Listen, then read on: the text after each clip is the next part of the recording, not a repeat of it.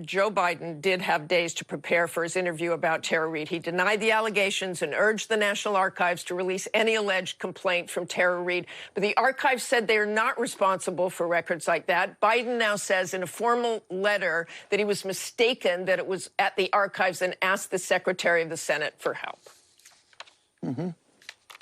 Joe Biden has been very clear, Martha, that this did not happen. He was forceful in that, and he's been equally clear that when women come forward with complaints of this nature, they should be taken seriously. Their complaints should be investigated. They should be treated with dignity, and he's done exactly that. He called for the Senate to release any documents they have. She indicated that she filed a complaint. Joe Biden wants that complaint released. He is an open book. He understands that it's important for the information to get out. But Mr. Perez, I want to stop you right there. Biden also says he will not release documents from his years in the Senate, now at the University of Delaware, because they don't contain personnel matters, and kind of brushed aside suggestions that a search be done of just Tara Reade's name in those documents. The New York Times editorial board called for the DNC to convene an unbiased, apolitical panel to review portions of Biden's papers, saying his word is insufficient to dispel the cloud. Your communications director has called that idea absurd. Why? Well, listen, there's been so many investigations of the vice president. The most comprehensive investigation of the vice president was when he was vetted by Barack Obama in 2008. I'm very familiar with vice presidential vetting process. They look at everything about you. They looked at the entire history of Joe Biden, his entire career. And I'll tell you, if Barack Obama had any indication that there was an issue, Barack Obama would not have had him as his vice president. Barack Obama trusted Joe Biden. I trust Joe Biden. And those investigations have been done. Now, let's talk about Delaware for a moment. The University of Delaware, and any university that takes somebody's documents, they're taking their policy documents, they're taking their speeches, they're not taking their personnel records. And in fact, but why not just search Tara Reade in those documents? This is like the Hillary emails, because there was nothing there. And the reason is, if I'm going, I worked on the Senate Judiciary Committee in 1995. The ranking member was Joe Biden.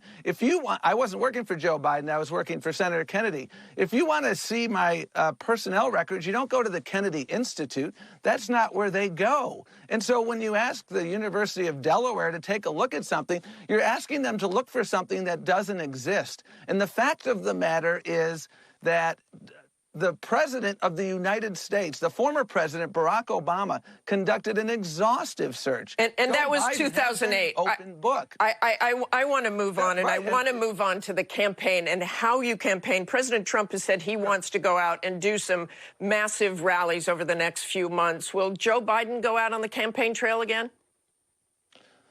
We're going to make sure we do everything in a safe and intelligent manner.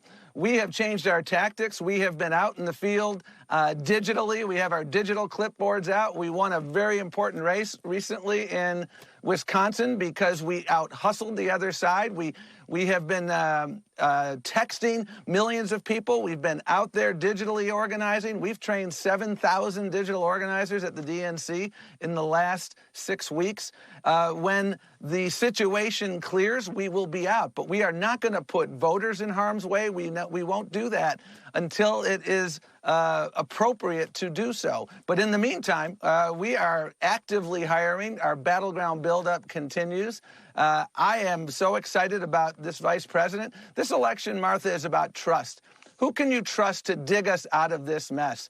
This president has been chronically inept at handling this coronavirus. We have less than 5% of the world's population. We have 1/3 of the world's coronavirus cases and 25% of the world's deaths from coronavirus. His inattention, his ineptitude, he needs to be the commander-in-chief, not the tweeter-in-chief. He needs to understand that the buck stops with him. And that's what we're going to talk about in this campaign. And accountability, we're going to talk about leadership. Mr. Perez, just quickly, do you still expect to hold an in-person convention? We do. And we're not going to put our public health head in the sand, but I'm optimistic that we can do so because we've put it off for 5 weeks. We're working with all of the public health experts, state, federal, local, and I'm excited about Milwaukee. I'm excited about Wisconsin. I'm excited about this election, and I'm excited about making sure that Joe Biden has an opportunity to show what he's fighting for. This is an election about trust. Who can you trust to dig us out of this horrible economic mess? 30 million people losing their jobs in the last 6 weeks, in no small measure because of the ineptitude of this president. This is okay, Mr. Perez, I'm going to have to stop you there. People trust Joe Biden. Okay, thank you very much for